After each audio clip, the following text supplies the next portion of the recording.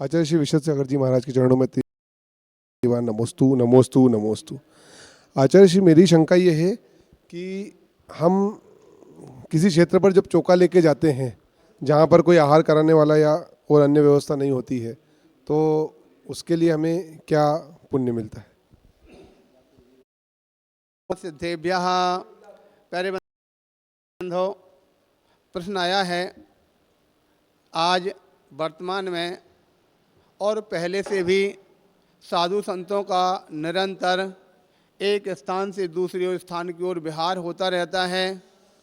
साधु संत अपने स्थान से कभी तीर्थ वंदना के लिए भी जाया करते हैं, और तीर्थ वंदना और तीर्थ यात्रा के लिए श्रावक का क्या कर्तव्य है कि साधु की तीर्थ वंदना में उनकी व्यवस्थाएं किस प्रकार से करें, किस प्रकार से क्या होना चाहिए। तो यहाँ पर देखा जाता है, हम लोग स्वाध्याय कर रहे थे जैन धर्म का प्राचीन इतिहास, उसके अंदर भी वर्णन दिया गया था कि जब तीर्थंकरों का विहार होता है या साधु संतों का विहार होता है, तो उस समय पर चक्रवर्ती आदि जैसे महापुरुष वो भी तीर्थ वंदना के लिए संघपति बन करके आगे जाते हैं। वर्तमान के इतिहास में आचार्य श्री शांति सागर जी महाराज, आचार्य श्री महावीर कीर्ति महाराज इत्यादि देशभूषण जी महाराजों का जब एक क्षेत्र से दूसरे क्षेत्र की ओर विहार हुआ, कभी दक्षिण से उत्तर की ओर जाता है, कभी उत्तर से दक्षिण की ओर जाते हैं, तो श्रेष्ठी वर्ग उनकी सारी व्यवस्थाओं को साथ में लेकर के और उनके यहाँ पर चलते हैं। तो तीर्थ यात्रा पर प्रश्न ये था कि एक नगर में आहार दे करके चौका लगा करके और वहाँ पर आहार देते हैं, उसमें अधिक पुण्य है कि तीर्थ क्षेत्रों पर ले जा करके चौका लगा के आहार देने में अधिक पुण्य है। जहाँ तक पुण्य की बात आती है तो पुण्य ना तीर्थ पर रहने पे अधिक है, ना शहर में रहने पे अधिक है। सबसे ज़्यादा अगर पुण्य की बात आती है तो उपयोगिता में आती है।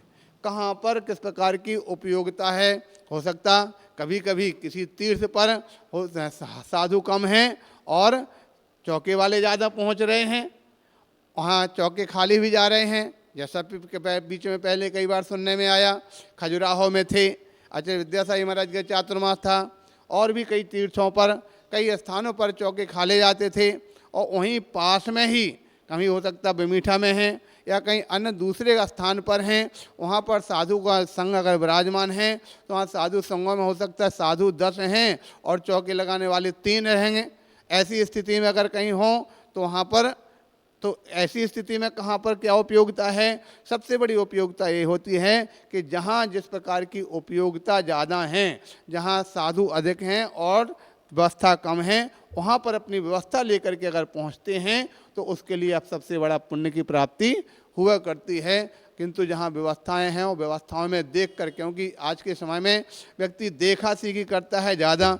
उसने कहा मैं भी करूं, उसने किया मैं भी करूं, वो गया मैं भी जाऊं, तो इस प्रकार की स्थितियों में इस प्रकार की बात आती है। अथवा कभी कभी इस प्रकार के कोई साधु है, एक साधु के प्रति प्रभावित होकर के और उसके पीछे पीछे भागते रहते हैं और दूसरे के लिए कोई नहीं आता है।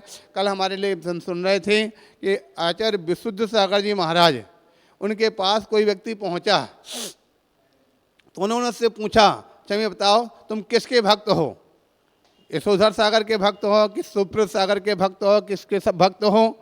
तो उसने किसी का नाम ले दिया, बोले तो तुम भक्त नहीं, तुम कम भक्त हो।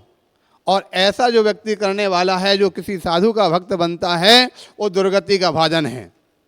ध्यान रखना, किसी संत का भक्त बनना अपने आप में जैन धर्म की प्रक्रिया नहीं है। जैन धर्म की प्रक्रिया तो नमो लोये सब साहुड़म का भक्त बनने वाली है।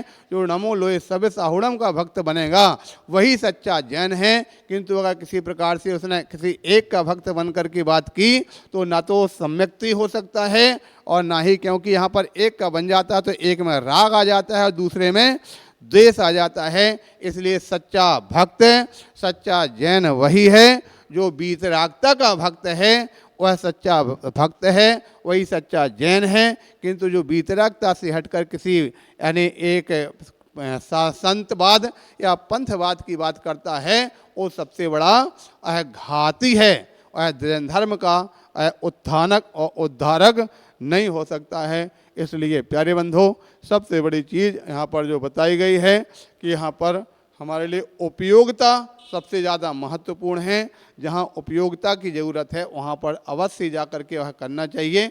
ऐसा जो करता है उसके लिए अधिक से अधिक पुण्य की प्राप्ति होती है। इस प्रकार से जानना चाहिए।